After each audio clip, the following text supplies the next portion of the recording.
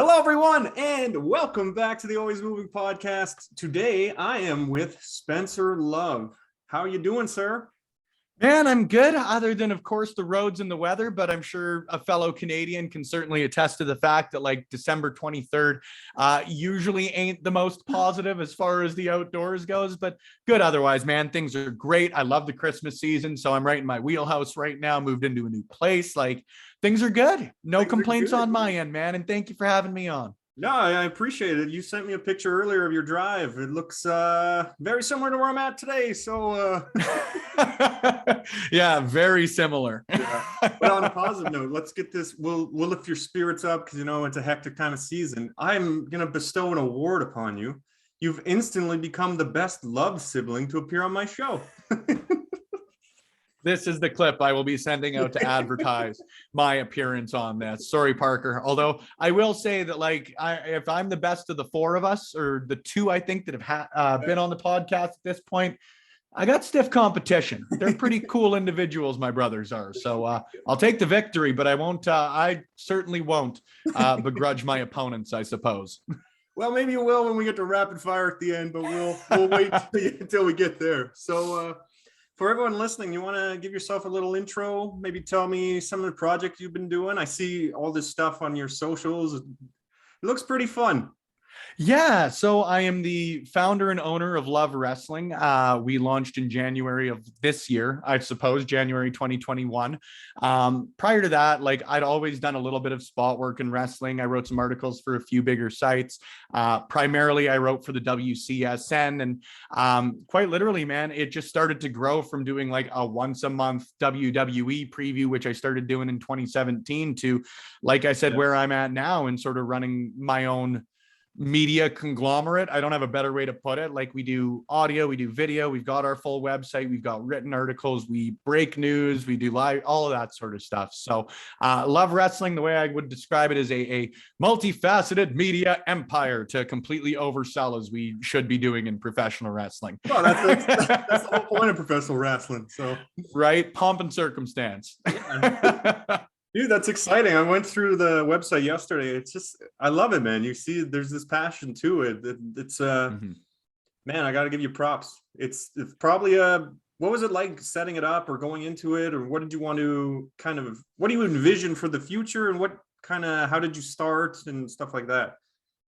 So the WCSN, like, I absolutely loved working for them. And I started working under a guy named Len Nunes, who wanted to cover the entire Edmonton sports scene, Albertan sports scene. And that was right in my wheelhouse as far as wrestling goes, because, my other job in junior hockey, I work primarily with local junior athletes, Albertan based for the most part. So support local's always been front of mind for me in anything I do, right? Like, growing up in Edmonton and Sherwood Park specifically, it's a very, very community minded city, town, hamlet, whatever Sherwood Park is now. Bubble. That's as an outsider, the Sherwood Park bubble. That's what it is. We're still the world's largest hamlet, but I digress. Support local's always been front of mind for me. So when I got the opportunity with the WCSN, like I said, it was starting doing WWE previews, but then start to do, say, opinion pieces on guys like Kevin Owens and Canadian pro wrestlers in the WWE, and then expand that into covering independent wrestling in the area and interviewing some of the local wrestlers that we've got around here.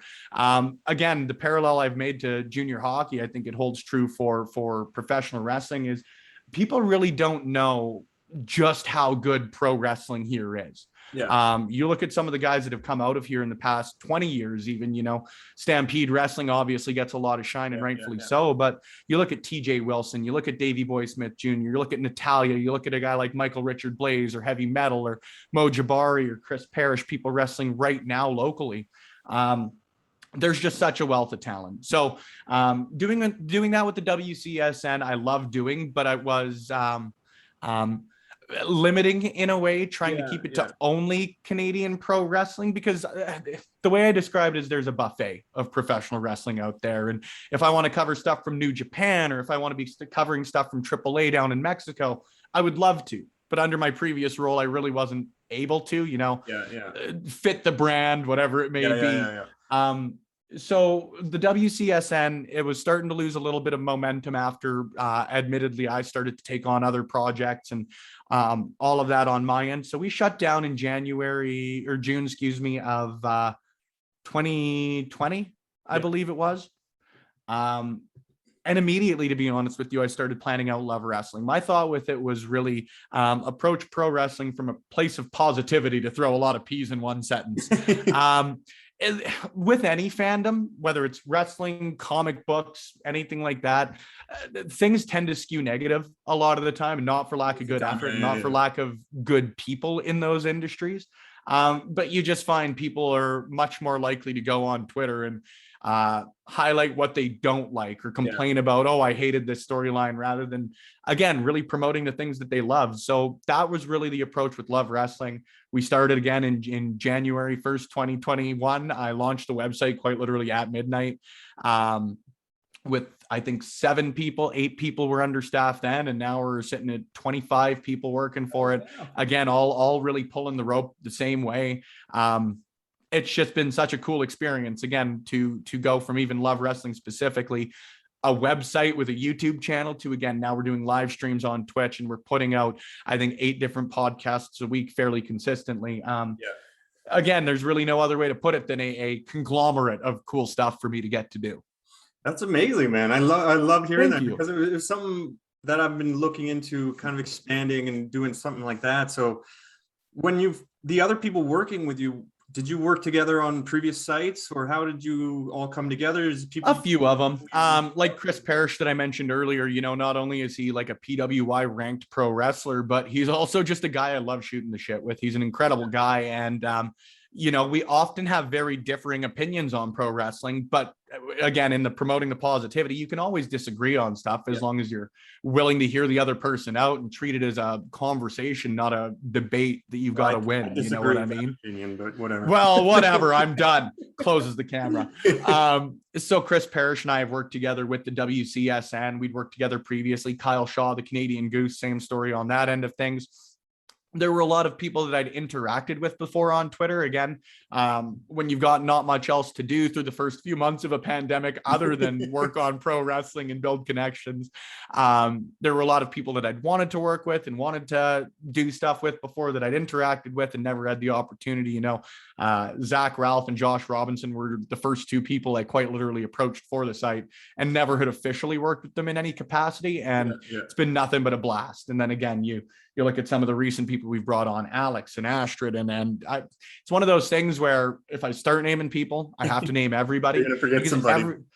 Everybody just brings something so unique to the table. You know what I mean? Like it's a very cool problem to have, when you feel obligated to name everybody, because you should be, because you love what they do, right? Yeah.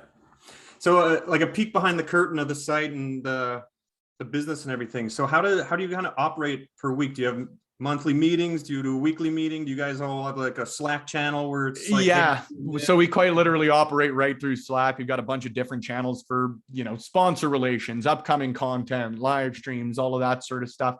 It's fairly casual, especially with that sort of stuff. My thought is always, you can't force creativity most of the time. Like, obviously with stuff like our post-show reviews and all of that, those are timely.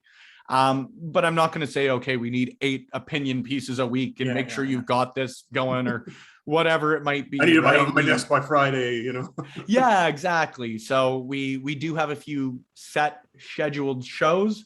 But other than that, it's fairly casual. If somebody wants to hop on and do a reaction show to, I hate the negative of it, but like recent releases in WWE, or breaking news that might have happened, cool. Like, just let somebody know. We try and plan on a week by week basis, but keep that as fluid as possible. Yeah. Right. Like, as long as nobody else has content going on, the way I put it, as long as everybody can get their shine out of it, it's fairly casual in the best of ways as far as it goes. That's amazing, man. I love it. I love the team dynamic, and just, do what you're passionate. Right. Yeah. Right. Like, you might as well chase what you love. Right. And again, I mean this in the most complimentary way. Pro wrestling is ridiculous. And anybody who's getting into this has to have some sort of, what's the word I'm looking for? Just real passion for it is the best way I can put it. You don't get into this because you want to make lots of money right off the bat or anything along those sorts of lines. Pro wrestling is really a labor of love. And especially on a lot of outside perspectives, you get a lot of pro wrestling. Why pro wrestling? So you figure if you're going to get into something this ridiculous, again, in the best of ways, why not pursue it wholeheartedly, right? Don't half-ass two things, whole-ass one thing, right? Exactly. Like when I was huge into wrestling, when I was growing up and stuff, I was whole ass. I had all the figures, I had the little rings, I had everything. And then, times change. I got into sport that screwed up my knees and everything like that. But I 100% agree, man. Just I'm impressed with your passion. I can just hear it coming from you right now. It's just like, I love it, man. I fucking love it. Appreciate it, man. So then what was like kind of the response from, say, more outsiders, and you're like, hey, I'm launching this? Did people give you flack or be like, oh, this is a waste of time? So with this, to be honest, with Love Wrestling, like we kept her completely on the down low as much as humanly possible. Like I was teasing an upcoming project, subscribe to this YouTube channel and all that sort of stuff for a couple of months. But up until we launched that launch video on January 1st, the only people who really knew what I was doing were my now ex at the time, my people working with me, and my family. And that's really about it. In pro wrestling, again, I don't mean to compare the work that a media guy does to the work that pro wrestlers do, but a lot of the similar mentalities take effect for me. And that, like, surprise people, shock the people. Let's get that huge pop, they say in wrestling, right? Exactly. So we launched a video at midnight. We have a bunch of not only great professional wrestlers, but great people in pro wrestling that got involved with that. And like, when I've got people like Chelsea Green and Michael Richard Blaze and Casey Spinelli and the Voros twins and individuals like that who are willing to back me right off the bat, again, sort of draws that attention. Oh my goodness, this isn't just some random website XYZ. This is someone who's actually obviously put some work into the initial launch of this. So maybe pay some attention, right? It was very quiet. And then again, I think it's one of those things where people do take stock in passion. So again, pro wrestling, as ridiculous as it may be, my hope is that, I like to think I at least bring people closer to pro wrestling, whether they love it or hate it at the end of the day. I think people are a little more interested in checking out pro wrestling because of my passion for it, hopefully. That's sort of the way I see it, is if I can approach people and be like, no, this isn't just like, hey, come out and check out this show at a high school gymnasium. No, come and check this out. You're going to see this person, this person, this person. They've wrestled for WWE before, and check out this person's accomplishments. And you're going to see some of the coolest live interactive dance, performance art, theater, sporting event. It's a combination of all of those, right? You can't put it in any one box. So I'm a firm believer, man, that if you come out and watch great pro wrestling, you will continue to want to watch great pro wrestling. You know what I mean? People come out and see a local show, 9 times out of 10, people are willing to come back for another one. Even if it is just, hey, let's go out and have a couple drinks and yell at some people that are going to yell back at me. Yeah, that sounds like an ideal night, I tell you. You ain't wrong, man. It is an ideal night. I can certainly vouch for that. And the thing too is, like, what you're kind of saying is they come out to one, they'll come out to another. It's a great, the shows I've seen and everything, it's like, oh, this is just fun. This is guys and women who are putting in this effort. They're learning these techniques. They're doing these things that I can't do, the average person can't do. They're doing it right before you, and you feel the buzz and wherever you're at the show. And man, I love it. I'm proud of it. Yeah, it's a very cool experience. Like I said, it's interactive. You're not going to go to an Oilers game, or you're not going to go to many sporting events, frankly, where, you can be yelling at the bad guy on the ice or yell at the Toronto Maple Leafs or whoever it might be, and they stop what they're doing and scream back at you for a couple, right? Like, you don't get that interactive experience. And you know me, man, I'm a huge diehard Oilers fan, but it's apples and oranges as far as that goes. When it comes to a live experience for me, I'll take professional wrestling 9 times out of 10. Yeah. And that's the thing. I was curious about the wrestling community itself. How is everybody that you've interacted with, besides like, oh, I'm doing an interview, I'm doing whatever, but just like the day-to-day you see them, what's the community like? so many of my best friends in the world were met through pro wrestling at this point. It's pretty cool, man. Like, the same way we talk about Twitter a little earlier, and we talk about maybe the toxicity that comes with that. Very rarely will you go to a pro wrestling event and not get like the complete opposite of that. Everybody's there for the same reason in a night of entertainment. Everybody's there for just fun. I can't put it any better way. And when you get a bunch of people in the same room who all want to see the same thing and are all just aligned in that belief. It's a very cool environment when you've got someone who is so just universally hated and you get a room full of people booing at them, or vice versa. Like, some of the coolest moments for me is, as cliche as it might sound, is you see that beloved babyface win their first championship and lift it over their head, and everybody in the crowd goes wild. It's so cool for me. And it's very rare that you get any real negative interaction with that. I've been very, very lucky, because there's certainly some horror stories out there, and not in the Alberta area, luckily enough.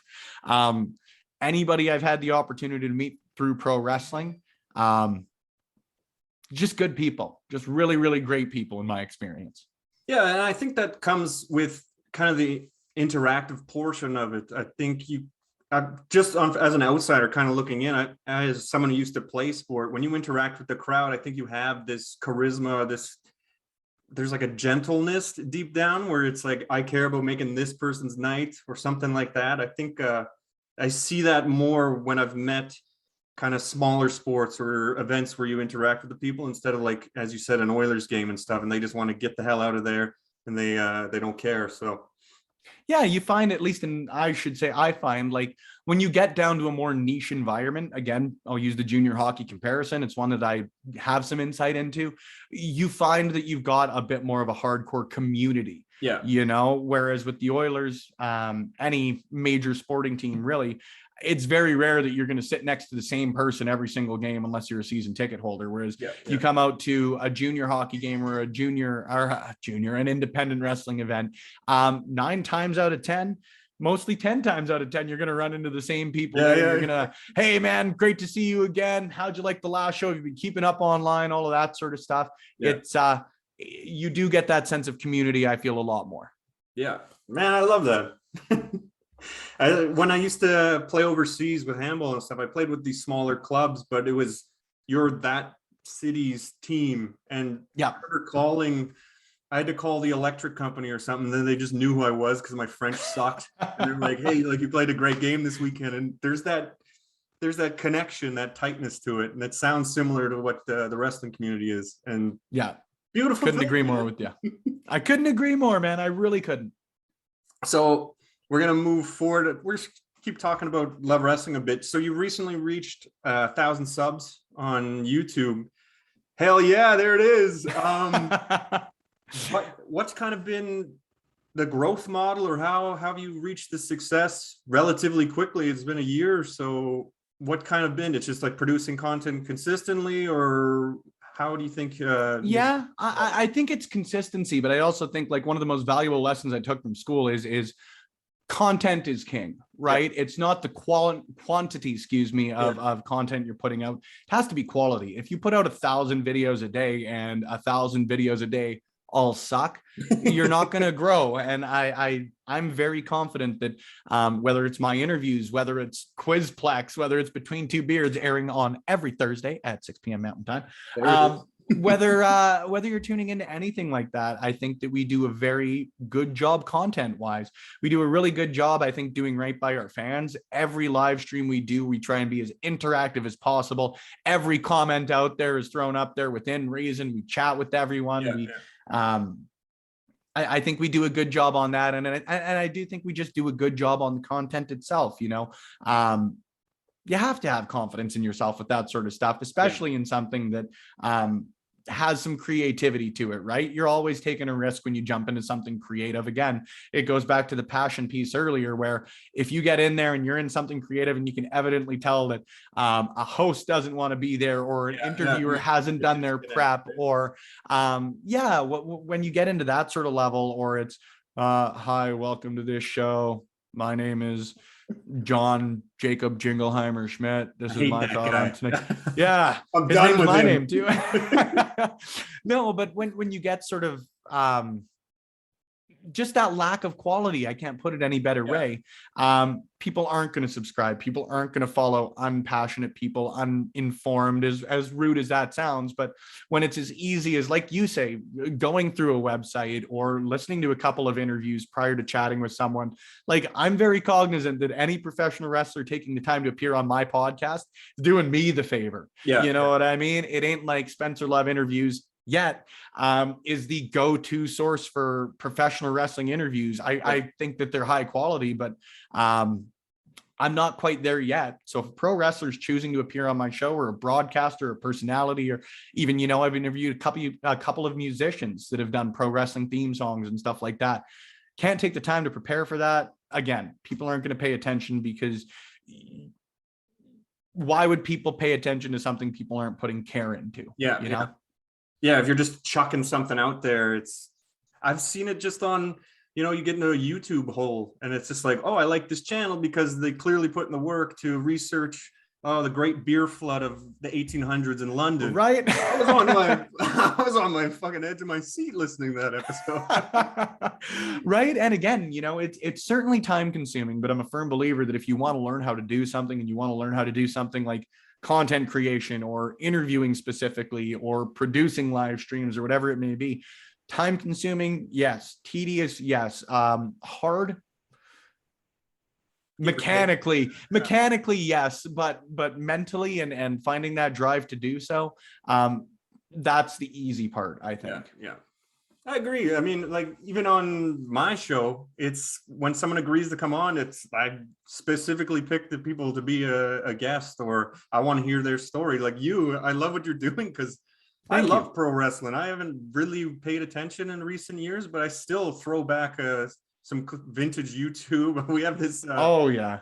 Well, and it's such a pop culture thing now too. I think that you're starting to find people, like, obviously when you look at The Rock and John Cena, like legitimate A-list movie stars at this point, okay, but you can still pull out references to Stone Cold Steve Austin at a party, or Macho Man, or Jeff Hardy, or any of these people that you and I grew up with, and people know who you're talking about. People love it. And I think the pro wrestling is really starting to get back to, like we're seeing, is you get that nostalgia factor.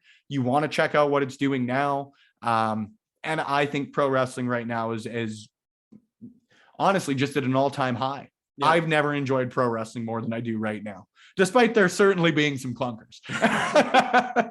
Well, that's a perfect segue. It's as if you knew it was coming. I want to switch to the bigger companies here, because since I'm slightly out of the loop here, but I watch like a What Culture Wrestling and these kind of stuff. So they talk a lot about the progression that AEW is doing, and now they've become like a legitimate contender to the WWE. So what are they doing that you think is driving this success? Like, I see they bring back like big names like Sting and all these guys are over there, but what is the product that they're producing that's like giving them this success and this momentum? It's just an incredible wrestling product. And I think that not all pro wrestling is equal. Not all sports entertainment is equal in what it's trying to accomplish, if that makes sense. I think that, like, WWE, to be quite honest with you, gets a real bad rap for focusing on what they're calling sports entertainment. There's no issue with that. I think that approaching pro wrestling from a theory of entertainment rather than wrestling specifically, make hay while the sun shines. They're still the biggest wrestling promotion in the world. They're still making oodles of money. Hand over fist, they're making money. But I think that they're more looking to their younger fan base. They're still trying to get out there and bring children and families and build around that. And not that all elites doing otherwise, and not that there's no wrestling in WWE. I think, again, you can look at pretty well any match itself, and the wrestling itself is fantastic. Whether you like a finish or whatever it may be is a completely different story. But I think AEW is doing a really, really great job of focusing on the in-ring product, the actual wrestling, the mechanics of the wrestling itself, and building to that hardcore fan base. Like, quite recently, as recently as last night, Kyle O'Reilly made his AEW debut to great surprise for the most part, realigned with Adam Cole and Bobby Fish. And that's something that, a lot of people in the hardcore wrestling fan base had speculated on since Kyle O'Reilly's contract ran up with WWE, and we're very excited to see. And one thing that I think AEW does very well, and a lot of their wrestlers have alluded to this too, is basically they give the fans what they want, for lack of a better way to put it. And they still make it entertaining. They still build a story around it. They still make it shocking. Again, with Kyle O'Reilly, lots of speculation he was going to AEW. But they delivered that moment that people really wanted to see, and people continue to buy into that good faith. WWE, I think, when they do it, they still do it right in delivering those big moments, like Bianca Belair at WrestleMania last year, or Kofi Mania, or Daniel Bryan, ironically, in Mania 30. But I do feel over the last little bit, maybe they tend to delay those big moments more and more and more in trying to build a bigger moment. And sometimes you just have to give people the moment, if that makes sense. No, that makes sense. So I think that there are a lot of differences between the two promotions. Like you're not comparing equal goals with the two of them, which is why I think that this tribalism sometimes, or this us versus them with each promotion, is sometimes very silly. They're not trying to accomplish the same things in a lot of ways, right? Both of them are trying to make money. I'm entertained by both of them most of the time. So I'm going to continue to tune into both of them. Or all five of them, depending on if you want to break it down to SmackDown and Raw and NXT, yada, yada. No, man, that's what I was hearing a lot too, because every time I hear AEW, it's like, this is what the fans, like the wrestling, not purists, but the wrestling fans want to see type thing. And maybe WWE lost itself along the way. Do you see WWE kind of getting, like, realizing what AEW is doing? Have you seen like a shift in the programming at all, or is it still kind of what they're at right now? There really was off the bat. But I think the best example you can look at as far as like a change would be NXT, and moving to this NXT 2.0 that they're in now. Like they had initially, and it was, as much as they would deny it, NXT went to television weeks after All Elite Wrestling debuted Dynamite. And it was very clearly a competitive move there. I hate the word lost the Wednesday Night War, but like AEW consistently brought in higher ratings than NXT did. And I think that what that forced WWE to do, whether people like it or not, or agree with the decision or not, is they really took NXT from being this almost super indie promotion, for lack of a better way to put it, where you're getting these just classic pay-per-views and classic takeovers and very, very great events and television programming. They sort of transitioned that over to, like I said, this NXT 2.0, which is very clearly, while still televised, much more of a developmental program now, and much more of a character-based program rather than an in-ring product. And that obviously over time is going to start to endear itself to the main roster. And when people like a Braun Breaker or Tony D'Angelo or Carmelo Hayes come up to the main roster, I think it's going to be much more character-based. But that's never not been there with WWE. You look back at some of, albeit ridiculous somewhat, characters in some senses, like Duke the Dumpster Droese or the Ultimate Warrior or people like that. They were larger than life personalities as much as they were professional wrestlers, right? So I think WWE, after trying to effectively win a war, decided that they were going to fight another battle altogether, if that made sense. And they started to focus on that character-based, that sports entertainment, or refocus, I should say, on that sports entertainment. And while I certainly miss the old NXT, I understand why they did it, and might as well try something different, right? And for me, a lot of the, like, growing up, and I was into, it was the character for me. So, I mean, it worked. It's worked before. They got the biggest movie star in the world, and it's just this persona that he carried in the ring. Just, that's him. Absolutely. So now that we've brushed on things, I'm getting this flurry of emotion and nostalgia right now. Let's talk some favorite moments, just in any promotion, in any time frame, any era. What were some of your favorite wrestling moments that maybe you'll watch back on YouTube or whatnot? What are some of your biggest moments that stuck with you? Well, good Canadian. Bret Hart, like the Hart family was easily my go-to, still my go-to. Bret Hart is the greatest of all time, as far as I'm concerned. Best Um, best of course, of forever will course. be. So a lot of the moments for me revolve around him. Like, I loved his first championship win over Ric Flair in Saskatoon, Saskatchewan. I'll always go back every Canada Day. It's a tradition for me that I rewatch Canadian Stampede. Excuse me, there it is. 1988 in Calgary, or 1998, excuse me, in Calgary, Alberta. Just what an incredible pay-per-view it was. It was the last time that the Hart family was entirely in the ring together. They main event against Stone Cold and Ken Shamrock and the Legion of Doom and Goldust. And like just watching the reaction of Calgary fans and, knowing people who were lucky enough to be there. And I just love it. Watching each of the Hart Foundation come out through the curtain is just fantastic for me. My two favorite matches of all time, Samoa Joe versus Kenta Kobashi. Like, if you want to watch an ass kicking competition, just tune into that as immediately as we finish this. That would be my recommendation for your 40 minutes following this. And then CM Punk and John Cena at Money in the Bank 2011. I love a partisan crowd, like we even talked about earlier with the independent side, when you've got people that are so firmly behind one person and so firmly against the other. I love that dichotomy, and there's really no better example than that for me than Punk Cena.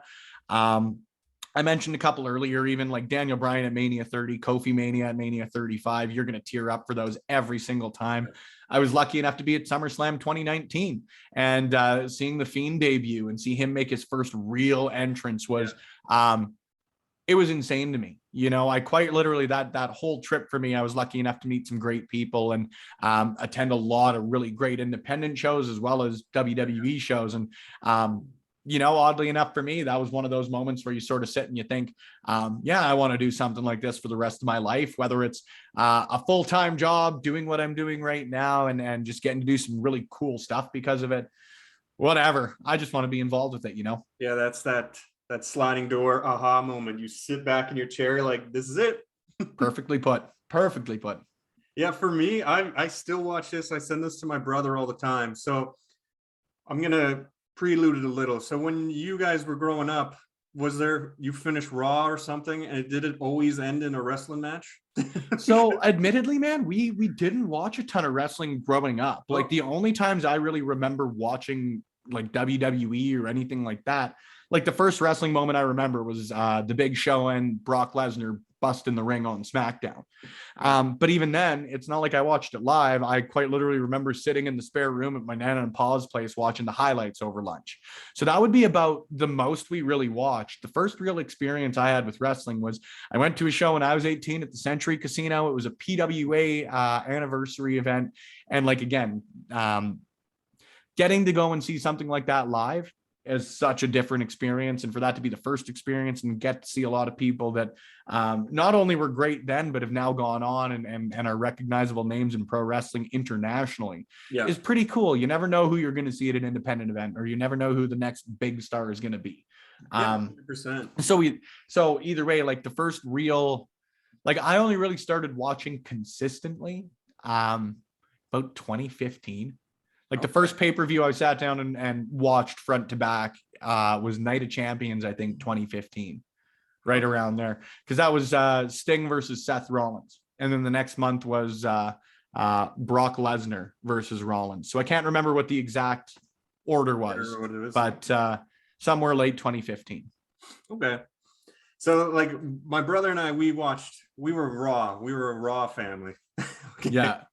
And every time an episode would end, this was peak Stone Cold, Rock, all these guys, Taker, everybody, and I loved the people at the time. But every time some big little cliffhanger or oh shit, what's gonna happen next week, you knew fight was on. It's 9 o'clock at night. I'm kicking my brother's ass right now. And it's like, oh man, every time. Sorry, as I no worries. Brush my luxurious long hair back and knock my headphone out in the process. No, you know what? Then I'm very cognizant. You awarded me the best love to be on this podcast so far, but I am certainly the if two of us have been on, I'm the third strongest, for lack of a better way to put it. My brothers, in the most respectful way possible, each one of them could kick my ass in a different way. So I didn't pick a lot of fights. Okay. I'm the baby, but I tower over my brother. So it was always like, there's that moment where I'm going to overtake you, buddy, and you watch out. See, I knew fairly early that was going to happen to me, so I sort of tried to play nice. Didn't do a good job of it sometimes, but tried to play nice. My brother didn't do that. He kicked the shit out of me until eventually he's like, "We just got to stop." I'm like, "Yeah, because now I'm whooping your ass." Now I'm taller. Yeah. So one of the moments for me, I'll rewatch it every year. It pops up on, like a Facebook channel or like old school WWE, whatever I follow. It's the invasion. So when WCW, ECW came in, and the whole episode, they're beating the shit out of the WWE roster, and everyone's just Jim Ross. They're all going like, "Where's Stone Cold? Where's Stone Cold?" And he's just like drinking in a bar. He's not there. And then at the end of the episode, bursts through the door and he goes through the whole arena, beats the shit out of everybody invading. I'm gonna say a guy pops out of the truck with an iron bar. Yeah. Oh yeah, man, I know exactly what you're talking about. He gets in the ring and he stunners like 15 guys in a row, and he's just exhausted. You could see like, the cardio of Stone Cold isn't there, and he's just like laboring through it, but it still just hypes me up. If I want to go to do anything and I need to be psyched up, I watch that moment every time. Oh yeah, everybody's down. Kane and Taker are getting the beating put on him. There he is. Oh yeah. Oh man, I tell you to watch Canadian Stampede as soon as this ends. I'm going to be going and watching that. Yeah. Oh man, still pumps me up. I'm pumped up thinking about it. All right, man. We're gonna go into some rapid fire here. I don't want to keep you too longer. I've had a great time. I could just chat. I'm gonna chat some more shit. We got time. God forbid. God forbid. You're not stealing any time, man. I'm in no rush to stop talking wrestling. Wonderful, because here I am. Growing up, we had everything. We used to get the monthly magazine. We had all the toys. We bought the DVDs. And so 2 DVDs I watched every match, every documentary. There was a Hardy Boys one, but we had this Undertaker. I think it was called "This Is My Yard," and it had on the second disc or the bonus features had all these matches, and it was WrestleMania against Triple H where Motorhead played live, and they had this long like. And Undertaker said he could just open up his bike because he was the American Badass at the time.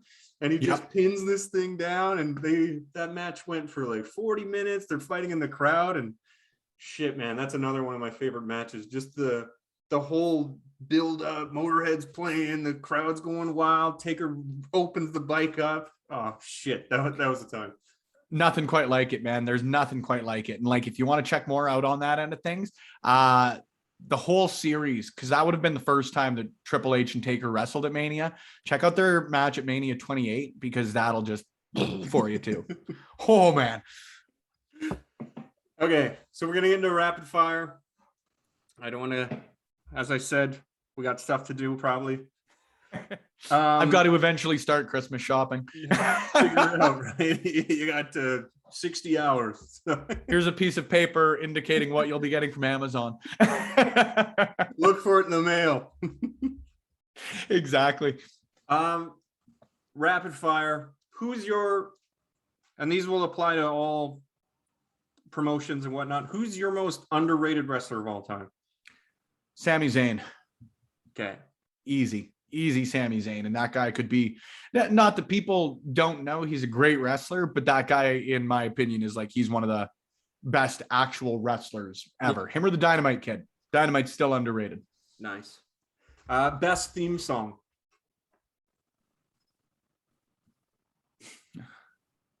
This Fire Burns, CM Punk. No, I Walk Alone, Batista. I'm going to change that one. CM Punk, it sucks because he sort of splits the vote, because I don't know if I like that one more or Cult of Personality more, so I have to split the vote. Batista gets the bump for it. Who's your favorite entrance coming out? Who elicits the most excitement for you when they just show up? Bret Hart. Yeah. Oh, yeah. Like that single guitar note right off the bat is right in the heart. No pun intended. So for me, Taker's my guy. He's always been my guy. But at any situation or anything that glass shatters, get the fuck out of Oh yeah. here. Get the fuck out of here. You ever just hear, someone throws the recycling and they break a bottle? Oh my God. Someone's getting Oh yeah. kicked. It's like what's the word I'm looking for? It's like a legal obligation, I suppose, where somebody somewhere has to fight if there's like a broken glass somewhere. Yeah, like it's like this PTSD trigger, like you hear a helicopter on the moon or something. I hear some glass shatter. Some fool is getting stunned. What would your theme song be? Love Roller Coaster by the Red Hot Chili Peppers. Nice. That was my old podcast music, and then I stopped using it because it started getting flagged on YouTube. Nice. I was thinking about this morning, and I feel like I'd want to show my Alberta, my Canadian heritage. I would just give me some Nickelback with some pyro and some kick drum and just some. You could say what you want about them, but they're a prime band to make some theme songs. I don't disagree with you there, man. Nickelback's somewhat underrated. Yeah. Some of the new stuff I'm not as big of a fan of, but like their old stuff is classic. Too bad. Like, Too bad would be my Nickelback theme song if I had to pick from them. I mean, Never Again. All right, I'll take it. I got time for it. It's got some time. You're taking a vacation. You going to the beach or the mountains? Beach. But I love the mountains. I actually went skiing for the first time in quite literally like a decade a couple of weeks ago, and it really reinvigorated. I tried snowboarding for years, but let me tell you, I sucked. So you lose a little bit of passion for stuff when you're really, really bad at it. So I went skiing for the first time in a decade and I loved it. So it is a lot closer of a battle than if we had done this interview a month ago. Nice. Yeah, because I'm currently into the snowboarding side. I skied forever, and you got to stick to it if you want to get good at it. Because I suck at it too, but now I'm just sending it. So there we go. That's the phrase. I couldn't send it. I was not able. I was unsendable. Let's get into our extreme sports lingo. I was shredding gnar. Oh, shaka, brah. I don't know sports lingo, but I do know my South Park. That's where I'm a Simpsons guy. I get all my knowledge about life from the Simpsons. So 6 of one, half dozen of the other. I'll take either. Should the Undertaker's streak have ended? Not against Brock Lesnar. But yes, everything great in wrestling is meant to be ended. Roman Reigns, easy answer. Yeah. If it wasn't Roman Reigns, I really don't know. If it wasn't Roman Reigns at this point, I don't know who it could have been. Okay. Or who it should have been. And I say that with Brock Lesnar, good Saskatchewanite, as one of my favorite wrestlers of all time. But did he need it? Absolutely not. As you're drinking a Pilsner. Yeah. Of course. Checking off all the task boxes. Other than living there, I'm a Saskatchewanite at heart in some ways. Aren't we all? Or we should be. Us, and we're all little Saskatchewan. Everyone should. Who's the next big thing to watch out for? Braun Breaker. Okay. I don't know who that is, so I'll keep an eye out. He's in NXT UK. He's actually Rick Steiner's son. Oh. He's fantastic. Very Steiner-like. So he would be the next big thing, I would think, in I guess at that level. Like there are a lot of people who I think are still have miles to go, but are still big stars right now, like Bianca Belair. She's going to be massive. Like you talk about people who are going to be, again, those pop culture phenomena. Her, Sasha Banks, I think those are two very easy people to look at. Becky Lynch even, I think, has, as far as that end of things, a lot more to give. Yeah. That's not a bad way to put it, because it makes, like, again, I don't want to take the negative connotation. They've done so much, but there's so much more they're going to do. They're just massive personalities. But as far as like some like NBA 2K, that's untapped potential. It's right there. You're that. That's probably the better way to put it. Yeah. Yeah. You could reach a 95, but you're an 86 right now. Yeah. As far as wrestling and that goes, they're already massive. Don't get me wrong. Like Becky Lynch, probably her, Roman Reigns right now are the biggest stars in wrestling right now. Yeah. And Lesnar. But yeah, there's a lot of good options for that. I'm going to stick by Braun Breaker though, because I think he's going to be a major star, and he's just really starting. Nice. Buy your stocks in them now, folks. Well, we did actually a wrestling draft on Love Wrestling. We did a live stream. They do WWE draft every October. So we did one of our own a week before the draft, and we took Braun Breaker in the 9th round between myself and Ed Fries of Love Wrestling. And people said, Spencer and Ed, that is a silly pick. Why would you do that? And 2 months later, let me tell you, we're looking like geniuses. Geniuses. Geniuses. Geniuses. What's the best meal you make? Make a pretty good pasta sauce. Nice. To be honest with you. And ergo, I make a good pasta. Do a good burger too. Nice. Like I'm not bad with a grill. Pretty good with a grill, I would like to say too, though. Okay. I like it. I don't know.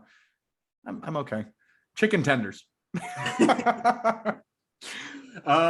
Okay, so this is a shot. Now you've mentioned it, you brushed upon it earlier about how your brothers could all kick your ass in a different kind of way. So this is now you can pin them all against each other. Who's going to be the best wrestler of the brothers? See, that really depends on which style you like. Because I think that like Brendan would make a hell of a luchador. He had a lot of speed when he was playing sports. So I think that he would have a lot of that translate to the in-ring. Hayden would be very Braun Strowman-like. Like, I don't know when the last time you saw Hayden was, but he's about 6'3", 220 now. Guy's a monster. And I think Parker would be a good mat grappler. So you even want to talk about it, like the Loves would be a pretty good faction. I'd be the mouthpiece. I'd be happy to go out there and talk for everyone. And everyone would be like, oh, I can't wait for we got a pretty nice little stable of Love Brothers wrestling, I suppose. I like that. Maybe something you should look into. Which ties into the next and final question. What's on the horizon for 2022? Lots of big stuff. I'm very excited for it. As far as the content and that sort of stuff goes, I certainly have my own goals. We've actually got for Love Wrestling sort of our yearly staff Christmas party. Well, I guess first, but our staff Christmas party meeting, all that sort of stuff coming up next week. So really everyone else's goals, I think, as simplistic as it sounds, is just growth and continue to do new stuff. Like, you know, we're all very lucky that over hopefully the next year, we're going to be able to get out to local independents more and do more live coverage on that sort of stuff, because really, at least in Canada, we've had very limited opportunities outside of Alberta to be going and doing that sort of live coverage. So I think that sort of stuff's up there. Selfishly, I'd love to be doing more actual work for major promotions. You know, I'm very lucky with the relationships that I've got with Ring of Honor and Impact and MLW and getting the opportunity to fairly consistently interview wrestlers there. I've again been very lucky with getting the opportunity to chat with some folks from AEW and WWE, but for lack of a better way to put it, there's never been any like officially sanctioned work, for lack of a better way to put it. WWE has never gotten a hold of me and said, hey, yes, Spencer, this interview you've requested is approved, or whatever it might be. AEW, I'm lucky enough to get on their media calls, but I've never done a one-on-one interview. So that sort of stuff, I think selfishly would be my goals for it, and continue to go on that end of things. Honestly though, like anything and everything's on the table. I think my thought, and especially in like something creative, is throw anything at the wall, see if it sticks, and continue to work with what you enjoy doing and that has actually stuck to some degree. There's been a lot of, again, random little podcasts that we've done for a few weeks, and you know, people get busy with real life. And it doesn't work. And that just happens. Exactly. That just happens. So you know, I'm gonna paraphrase a guy I respect a lot in this industry. His name's Jeremy Lambert. He works for Fightful.com, one of the go-to source in wrestling news. He says, I just want to do dope shit with my friends. And like, you know, that's the best way I can put it, pardon the language, is I'm very lucky to work with a lot of people who aren't only great at what they do, but are people I just love working with, love personally, love professionally. And that expands to Love Wrestling. That expands to the pro wrestlers I've been lucky enough to form relationships with. You know, the promotions I've been working with, luckily enough, you know, RCW has been great with me. CWE has been great to work with. I've been lucky enough to earn some opportunities in the new year with a couple of new promotions that I'm very excited. I just got to keep stuff on the down low, because don't steal someone's pop. Yeah, There's a lot of cool stuff I'm looking forward to as far as that goes too. But I just want to do fun stuff with my friends. Yeah, man. There's the overall. That's the overall takeaway from it. There's the overarching. But this ties back to what you said with Love Wrestling. You can do what you want. You can cover what you want. You can just have fun with it. You can make something that really bombs and move on from it. Hey, let me tell you, I've done that before too. But actually, some of the best advice that I've ever got was, the first of anything you do is probably going to suck.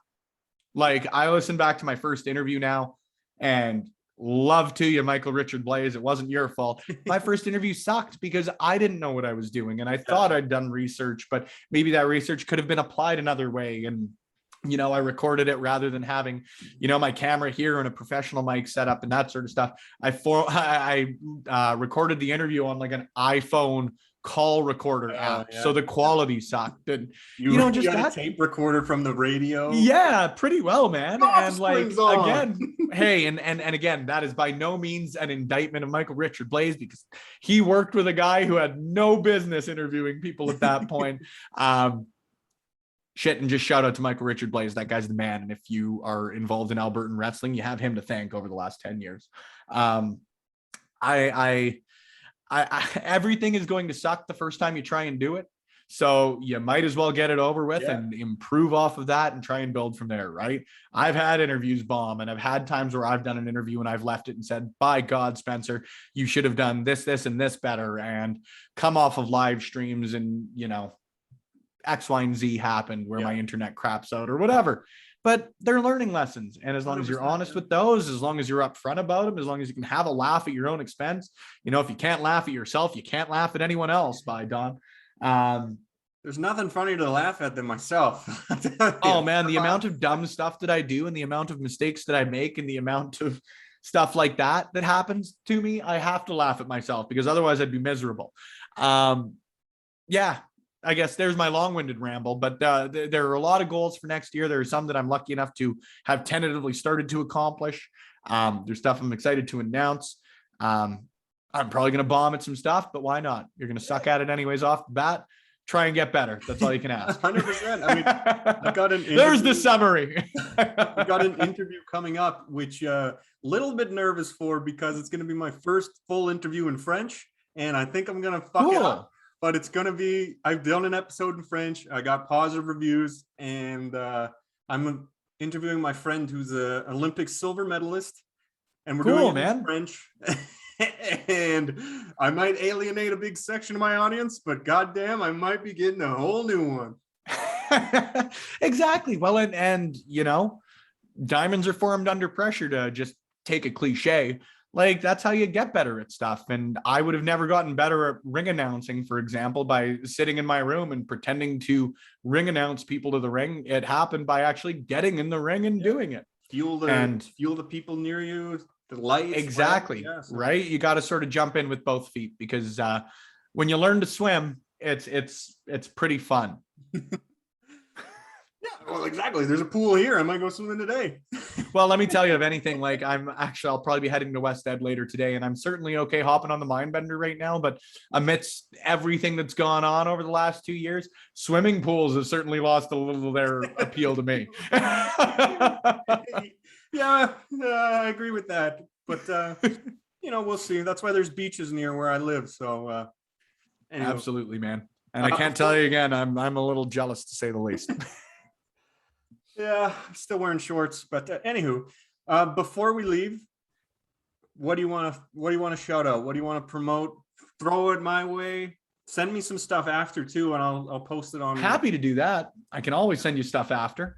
As for right now, I shouted him out earlier, but got to give a lot of love to Michael Richard Blaze. I think that anybody in Alberta has benefited from him being here over the last 10 years, 15 years. And, selfishly, personally hope in the future, but that guy is a guy who deserves the damn world in professional wrestling. Heavy Metal as well, who's running the Top Talent Wrestling Academy out here. If you're looking for a great place to go and train, take some initial steps, or if you're someone who is an experienced pro wrestler, for lack of a better way to put it, and you just want to learn a little bit more, that'd be the guy to go to in the Edmonton area.